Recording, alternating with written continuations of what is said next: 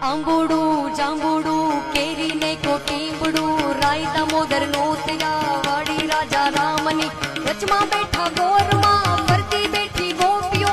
રાજા પૂજે મંદિરમાં રાણી પૂજે રાજમાં હું પૂજું મારા કાજમાં વાણીઓ પૂજે હાટમાં શંકર ને ઘેર પાર્વતી બ્રહ્મા ને ઘેર બ્રહ્માણી વિષ્ણુ ને ઘેર લક્ષ્મીજી રામના ઘેર સીતાજી કૃષ્ણ ઘેર રાધાજી ગોરના ઘેર ગોરાણીજી